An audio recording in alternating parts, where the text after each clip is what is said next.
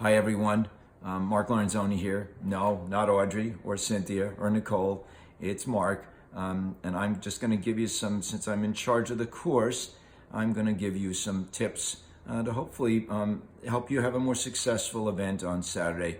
So first off, thanks and for supporting this event. It really warms us to see so many of you putting yourself out there to support such a special cause.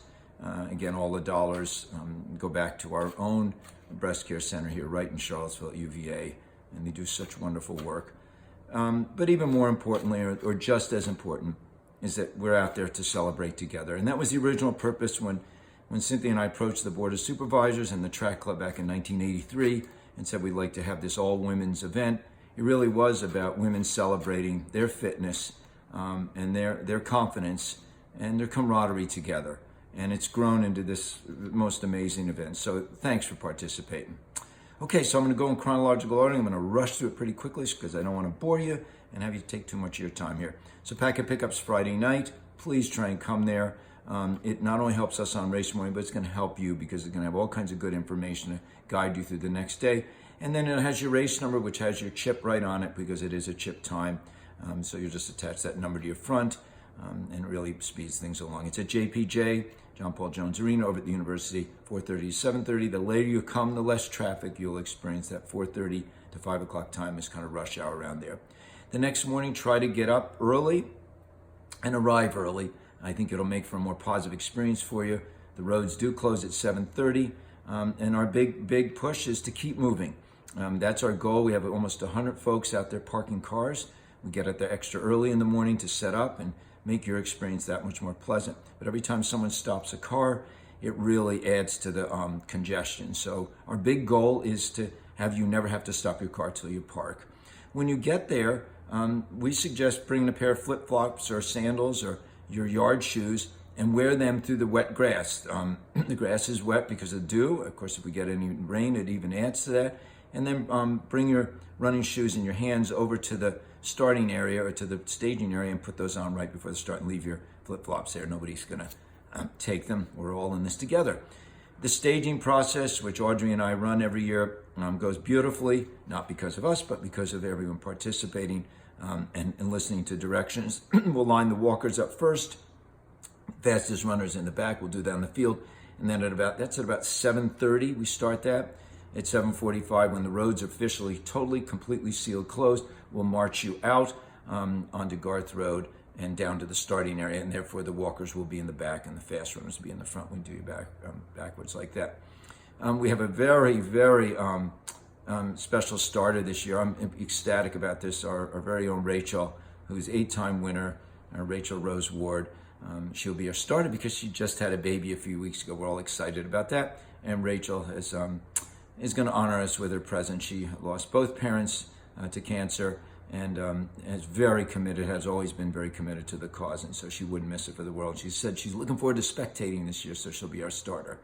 I want to warn everyone, Garth Road a few years ago put the teeth down the middle, the rumble strip, and you can trip on it. It makes a lot of noise when you're in your car, reminds you to stay on the right side, but in an event like this where you're on foot, you might trip. So I would recommend not running down the center of the road at the start.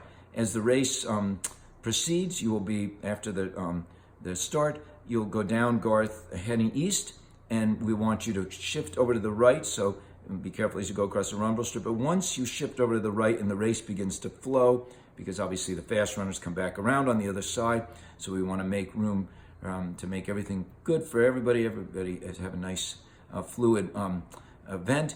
You'll always be on the right side of the road, either going out or coming back, so you won't have to worry about that rumble strip.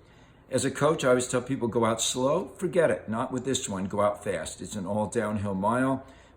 You will not feel it, and you'll not feel it for a reason if you go fast, because it is all downhill. So take advantage of the down. It's the fastest mile of the course, so make sure you're warmed up ahead of time so you can take advantage of that fast mile. Therefore, as you know, we turn around a mile. The second mile is the slowest mile, of course, so don't fret if your second mile is slower than the first. And then I would recommend at that point really starting a race for the third and fourth mile. We'll have 2 water stops, one at Jumping Branch, which will hit you at about 1.9, take some water there, pour it on your head, take a cup to take a swig or two, and keep going on your way. There'll be splits read at the 1, 2, and 3 mile mark. Those splits are based on the starting gun, so to speak. They're not your chip time. So if you start in the back and you're hearing those splits and say, oh my gosh, I'm falling way behind, remember, your chip doesn't click until it comes across the starting line. So you can not ignore the splits, but take them with a grain of salt. On the way back, again, you'll hit water again at mile 3. At the West End turnaround. The Western Elmore kids will be manning that, as they do, as every year they have for the last 39 years. On the way back, the last 3/4 of a mile is it's not the fastest, but one of the fastest sections, of course, taking advantage of that. And also, as you're cruising along there, take a look at the motivational mile posters, which honor either those battling cancer or those that we've lost to cancer. Pretty emotional, I think, section of the course, personally. When you cross the finish line, I celebrate. We've got medals this year, first time I think ever, or certainly first time in a long time. Pretty cool, but celebrate, and please hang out for the awards. I know a lot of folks have places to go, but if you don't have to rush out, please. It means a lot to Audrey and Nicole, the race directors, and to the breast care center folks, and our folks that'll be doing a testimonial this year. We have some special guests. And I want to thank Audrey and Nicole and the 400 volunteers and their race committee for helping with this event. They're trying to make this the best experience they possibly can for everyone, from our walkers all the way up to the fast runners. On Sunday morning, get a copy of the Daily Progress. They're one of our sponsors. The complete results will be in there, and an article on the event. I think Rachel's writing it this year. So normally she wins the race, so she doesn't write the article about that, obviously. But this year, I think she's writing it.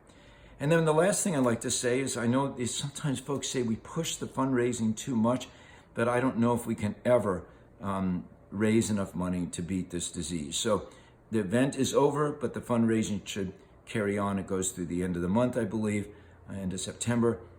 Friends, family, ask them, say, I ran this event, would you give me $5 or $10? And it adds up. $210,000 last year. On behalf of the Schuylkill Track Club, and thanks to Leah, who's filming this, does so much work behind the scenes with the event and so many other events. Thank you guys again for participating.